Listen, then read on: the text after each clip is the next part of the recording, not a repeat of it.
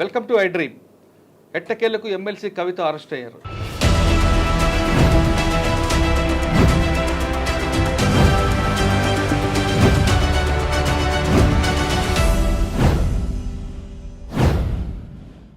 Delhi liquor స్కామ్లో ED అధికారులు ఈరోజు ఉదయం కవిత ఇంటికి వచ్చి దాదాపు 10 గంటల పాటు సెర్చ్ చేశారు.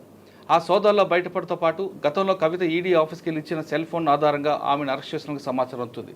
అయితే ఈ విషయం తెలుసుకున్న వెంటనే మాజీ మంత్రి కేటీఆర్ హరీష్ రావు కవిత ఇంటికి చేరుకొని ఈడీ అధికారులతో వాగ్వాదం దిగారు. ఒకసారి ఆ విజువల్ చూద్దాం.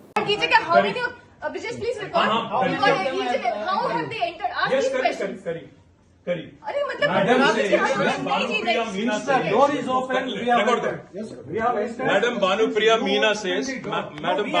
Meena says, search is over and arrest warrant is produced, and now she says, hold on, and now she says we can't come in. Family cannot come in, and she also says that she has no transit warrant, she cannot produce before a magistrate, but she wants to make a case. Listen, you have given an undertaking in Supreme Court, and now you're violating it. You're in serious trouble. You're in serious trouble. You have the legal remedy always available. I'm telling you, you have come here on a Friday. కవిత ఇంట్లో ఉన్న ED అధికారులతో కవిత కేటీఆర్తో పాటు హరీష్ రావు చాలా తీవ్ర వాగ్వాదం చేశారు. Supreme court ఆదేశాలకు విరుద్ధంగా మీరు అరెస్టులు చేస్తున్నారు కాబట్టి తర్వాత జరిగే లీగల్ పరిమాణాలకి మీరు బాధ్యులు కావాల్సి వస్తుందంటూ కేటీఆర్ వాళ్ళు హెచ్చరించడం, ఈడీ అధికారులు కూడా అదే రీతిలో వాళ్ళకి కూడా సమాధానం చెప్పడం దృశ్యాలు మనం చూసాం. అసలు ఈ కవిత అరెస్ట్ తర్వాత ఏం జరగబోతుంది, కవిత అరెస్ట్ తర్వాత బీఆర్ఎస్ పార్టీ యొక్క ప్రభావం ఏ విధంగా ఉండిపోతుంది, వాళ్ళు ఏమంటున్న విషయాన్ని మనతో పొలిటికల్ బ్యూరో ఇన్ఛార్జ్ కవిత ప్రస్తుతం మనతో ఉన్నారు. ఆమెను అడిగి పూర్తి వివరాలు తెలుసుకుంది. కవిత చెప్పండి, ఉదయం నుంచి చూసిన పరిణామాలు, ఈడీ అధికారులు రావడం, ఢిల్లీ నుంచి రావడం, వచ్చిన వెంటనే కవిత ఇంటికి వెళ్ళడం, అక్కడ ఉన్న వాళ్ళందరూ కూడా వాళ్ళు అడ్డుకున్న తర్వాత సిఆర్పిఎఫ్ వాళ్ళని దించిన తర్వాత లోపలికి వెళ్ళి సోదాలు చేశారు. అంటే గతంలో కూడా ఈడీ సాధారణంగా ఢిల్లీ పిలిపించుకొని ఆమె 2-3 సార్లు ఎంక్వైరీ చేశారు, సెల్ ఫోన్ సీజ్ చేశారు. కానీ ఈసారి ఈడీ డైరెక్ట్గా ఇంటికి వచ్చి కవిత ఇంటి తలుపులు కొట్టిందో సోదాలు చేయడం అంటే ఒక పరిణామం. ఫస్ట్ నుంచి బుధి నుంచి కూడా ఆమెను అరెస్ట్ తప్పదు అనేది ఒక ప్రచారం జరుగుతుంది. గతంలో కూడా ఇన్కమ్ ట్యాక్స్ అధికారి ఐటీ పిలిచినప్పుడు కూడా సుప్రీంకోర్టుకి వెళ్ళి కవిత వెళ్ళడం, సుప్రీంకోర్టుకు ఆ ఇష్యూ పెండింగ్ ఉండడంతో ఈసారి ఈడీ ముందుకు వచ్చింది. రైట్, ఇప్పుడు ఈరోజు కవితని అరెస్ట్ చేయడం వెనుక జరిగే పరిణామాలు అంటే బీఆర్ఎస్ పార్టీ ఏ విధంగా దాన్ని పరిగణలోకి తీసుకుంటుంది? ఎస్, బీఆర్ఎస్ పార్టీతో పాటుగా బీజేపీ ముందు నుంచి ఇదే మాట పదే చెప్తూ వచ్చింది. ఆల్మోస్ట్ ఒక 1 ఇయర్ నుంచి ఈ తతంగం అనేది కొనసాగుతూ వచ్చింది. కవిత అరెస్ట్ ఎప్పటికైనా తప్పదు, కవితను అరెస్ట్ చేసి జైల్లో ఉంచుతామనే మాట బీజేపీ నుంచి వచ్చింది. బట్ ఇప్పుడు మోర్ ఇంట్రెస్టింగ్ థింగ్గా అనిపిస్తోంది, మోదీ హైదరాబాద్లో తిరుగుతున్నారు, రోడ్ షోస్ అవుతున్నాయి. అట్ ద సేమ్ టైం ఎన్నికల షెడ్యూల్ రేపు వస్తుంది అనుకుంటున్నప్పుడు జరిగినటువంటి ఈ ఇన్సిడెంట్ రాజకీయంగా ఎటువైపు వెళ్తుంది, ఓన్లీ ఇది కక్షపూరితంగా జరుగుతుందా అనే దాన్ని కూడా వినిపించింది. అండ్ ఈరోజు సోదాలు జరిగినప్పుడు, ఆ తర్వాత ఈడీ అధికారులు లోపలికి వచ్చినప్పుడు ఇంట్రెస్టింగ్ థింగ్ ఈజ్ అడ్వకేట్లను కూడా లోపలికి రానివ్వకుండా జరగడం అనేది.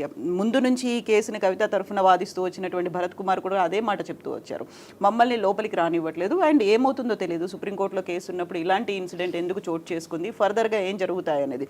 బట్ ఇప్పటికైతే కవితను మేము తీసుకెళ్లి ఢిల్లీలో మళ్ళీ మరోసారి విచారణ జరుపుతామని చెప్పినప్పుడు కూడా పొలిటికల్గా అయితే ఇది ఒక సడన్గా టర్న్అవుట్గా మారబోతోంది. బీఆర్ఎస్కి సంబంధించి ఎక్స్పెక్ట్ చేయలేదు, ఇందువల్లే కవితకి నిజామాబాద్ నుంచి స్థానాన్ని కేటాయించలేదు అనేటువంటి వార్త కూడా గతంలో వినిపించింది.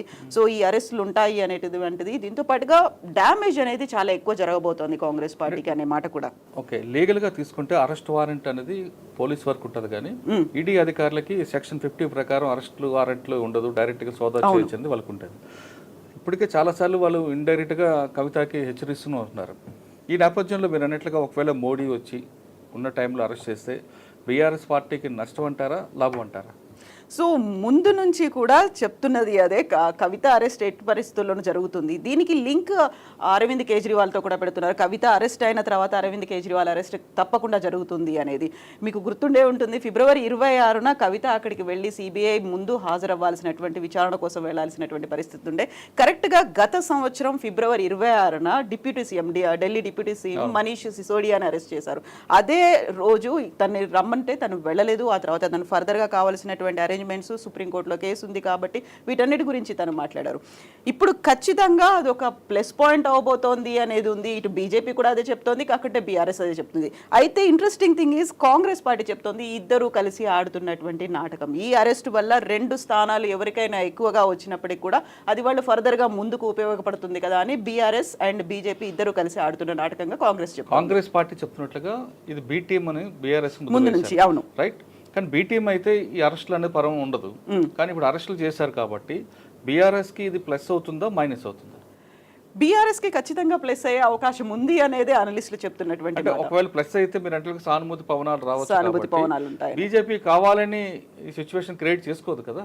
అవును, బీఆర్ఎస్ ఖచ్చితంగా ఈ సిచ్యువేషన్ ని క్రియేట్ చేసుకోదు. బీజేపీ, బీఆర్ఎస్ కాదు, బీజేపీ కావాలని తన ప్రత్యర్థికి సీటు గెలిపించడానికి ఇటువంటి అవకాశం ఇవ్వదు కదా. కానీ ఇద్దరూ కలిసి ఒకటే కాబట్టి ఫర్దర్గా ముందు నుంచి కూడా కాంగ్రెస్ ప్రభుత్వం ఏర్పడిన తర్వాత తెలంగాణలో బీఆర్ఎస్ గవర్నమెంట్ ఓడిపోయిన తర్వాత పార్లమెంట్ ఎన్నికల నాటికి బీఆర్ఎస్ అండ్ బీజేపీ ఇద్దరూ కలిసే ముందుకెళ్తాయి అనేటువంటి ప్రచారం కూడా తీవ్ర స్థాయిలో జరిగింది.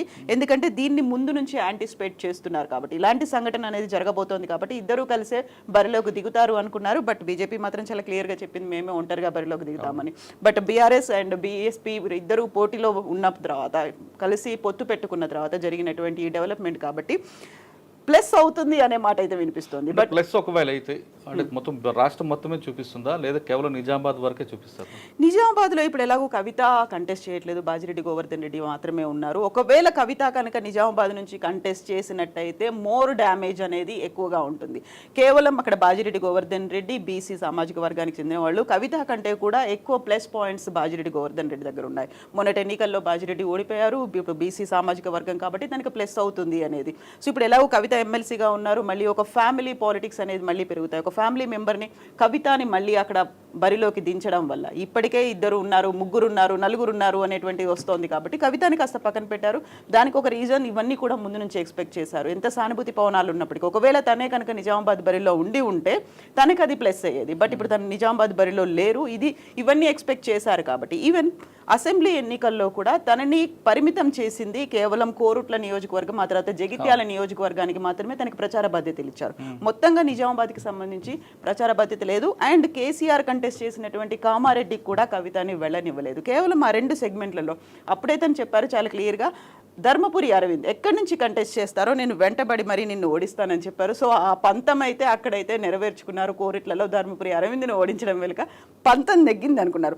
బట్ అదే తను చేసినటువంటి సవాల్ ఫర్దర్గా నువ్వెక్కడ పోటీ చేసినప్పటికీ నీ వెంటపడి మరీ తరిమి నిన్ను ఓడిస్తాను అనే మాట మాత్రం ఈసారి తను నిలబెట్టుకోలేకపోయారు. దానికి ప్రధాన కారణం బీఆర్ఎస్ తనకి టికెట్ ఇవ్వకపోవడం, ఆ తర్వాత ఫర్దర్గా అవుతున్నటువంటి ఈ డెవలప్మెంట్స్.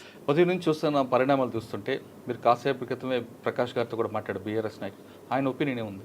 సో ఆయన ఒపీనియన్ నిజంగా ఈడీ కనుక అరెస్ట్ చేయాలి అనుకుంటే ఎటువంటి ఆధారాలు లేకపోయినా అరెస్ట్ చేస్తుంది. అరెస్ట్ వద్దు అనుకుంటే ఎన్ని ఆధారాలు దొరికినప్పటికీ అరెస్ట్ అనేది జరగదు. ఎందుకంటే ఇప్పటిదాకా వస్తున్నటువంటిది కూడా, వినిపిస్తున్నటువంటి ఆరోపణలు కూడా ఈ దర్యాప్తు సంస్థలన్నీ జేబు సంస్థలుగా బీజేపీ చేతిలో మారిపోయాయి కాబట్టి.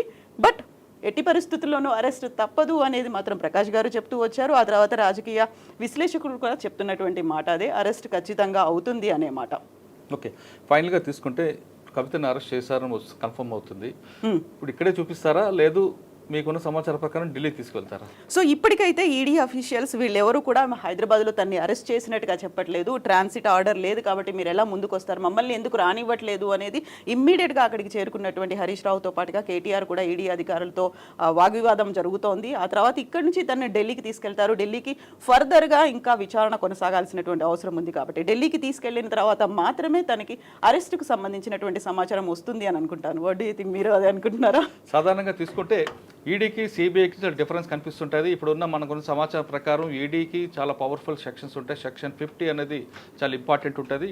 కవిత చెప్తున్నట్లుగా బీఆర్ఎస్ ఒకవేళ కవిత అరెస్ట్ చేస్తే బీఆర్ఎస్కే ఎక్కువగా ప్లస్ కనిపిస్తుంది కాబట్టి ఈ రాజకీయ విశ్లేషణ పక్కన పెడితే లీగల్గా తీసుకుంటే మాత్రం కవిత అరెస్ట్ అనేది కన్ఫర్మ్ అయింది. ఆమెను ఢిల్లీకి తీసుకెళ్లి అక్కడ ఢిల్లీ లిక్కర్ స్కామ్ ఢిల్లీలో ఉంది కాబట్టి అక్కడ కోర్టులో ప్రొడ్యూస్ చేసిన తర్వాతే మిగతా విషయాలు వస్తాయి. కానీ ప్రస్తుతం ట్రాన్సిట్ వారెంట్ ప్రకారం ఆమెను ఢిల్లీకి తీసుకెళ్తారు. ఇది 24 అవర్స్ టైం ఉంటుంది కాబట్టి రేపు సాయంత్రం వరకు ఆమె ఢిల్లీలో కోర్టులో ప్రొడ్యూస్ అవకాశం ఉంది. ఇది కవిత అరెస్టుపై కవితతో పాటు మిగతా రాజకీయ నాయకుల విశ్లేషణ. దీనిపై మరింత సమాచారం ఐటమ్ చూస్తూనే ఉండండి.